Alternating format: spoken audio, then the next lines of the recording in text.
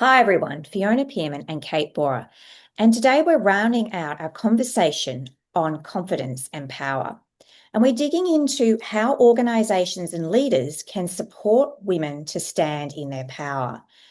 And the first thing we want to flag is we need to make the invisible visible. We need to start a conversation. We need to talk about power and what it means and potentially who feels comfortable with it and equally who feels uncomfortable around the word power.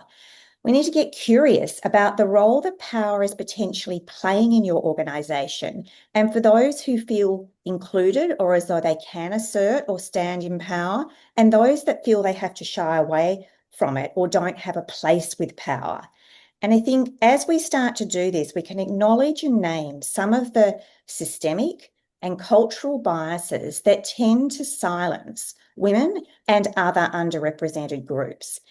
And it's a really interesting topic. And as we've been in this and people have been talking to us about it, we notice that it's not something we talk about overtly, and yet power is playing out everywhere and is influencing a lot of things in all our organisations. So there's a role for leaders here to be conscious of the voices that are potentially being left out. It's easy to take notice of the loud ones. It's also important to be aware of those who are being either silenced or feeling they don't have a space to speak. And I think the important piece would say stop measuring power by volume and start looking at impact. Yeah, I think this curiosity to raise your awareness around power and the role it plays in the dynamics across your organization allows us then to have a pathway into doing things a little bit differently. And I think this next piece is then about really creating psychologically safe containers for where people across the system who have less power, who have less perceived and or lived experience when it comes to agency, to be able to start to speak up without fear of being penalised, labelled, or sidelined. To remind, and if we think about this in context of women, that they don't need to always get it perfect to get it right, that it is okay not to get things, 100 or 150% perfect. And that actually sometimes getting things wrong is the feedback loop, to reframe failure, and we need to manage, we don't want to fail at epic proportions. But our ability just to reset and good conversations here around our relationship with fear and failure can really open up some good conversations and importantly, some good experiments.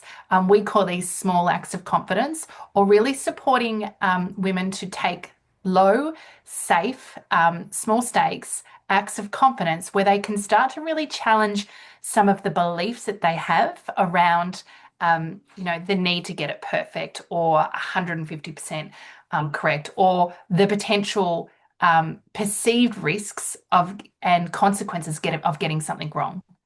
Yeah, I think part of being willing to create psychological safety and expand people's idea around power is to support women to be able to stand in their power, to actually encourage confidence and visibility and provide access to leadership development that is not just about skills, but also delves into mindset and identity and voice. And certainly the work we do in our bespoke in-house women in leadership programs and our public program of acts of confidence, we see this all the time, that we have been conditioned, we have been guided, if you like, to do things a certain way. And that can often mean we tend to take a step back, take a support role, be less obvious or not advocate for ourselves. And leaders noticing this and leaders challenging that and providing opportunities,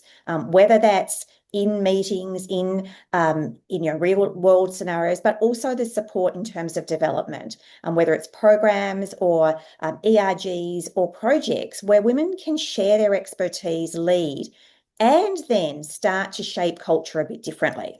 Yeah, I think your ability to share your stories, to ask great questions of colleagues, of direct team members, of your leaders, to start to challenge the role that power plays to be aware of that and to give more people permission to do things differently than the way with which is currently done in the normal way of culture, means that we start to just elevate this as an opportunity for the organisation to be more inclusive of different voices, different perspectives. And we know the ripple effect that that has when it comes to the decision-making process, return on investment and profit, all of those sort of lead indicators around the value of diverse perspectives in organisations. Yeah, I think the next piece is we'd always encourage organisations to be conscious of and to be coaching, mentoring, sponsoring and supporting women, giving them real opportunities, not just talking about it, but actually secondments, acting in roles. How do we publicly back women? How do we speak up on their behalf? How do we do things behind the scenes? How do we enhance their voices and make sure they are given a platform and a way to speak? And I think there's a piece here about noticing also who's doing the behind the scenes work, who's doing the pieces that are integral and important, but often aren't recognised.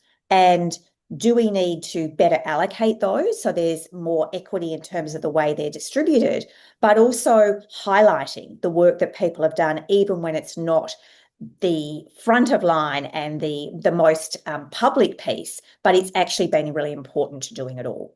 Yeah, we're going to leave it there. Lots of opportunity for us to get curious, raise our own awareness, start a great conversation around the role that power plays in our organization's dynamics, its decision making, ultimately the culture, and lots of ways for us to start to make small shifts in terms of how we go about doing things and how we really make a more conscious effort to create inclusive and diverse workplaces. If you've enjoyed today's confidence conversation, we'd love for you to share that with someone in your world who might benefit from it. If you'd like to hear more from this series or any of our other confidence conversations, head over to our YouTube channel. Hundreds of videos over there for you to dive into. And if and when you're ready to go deeper with your relationship with core confidence, visit our website, coreconfidence.com.au.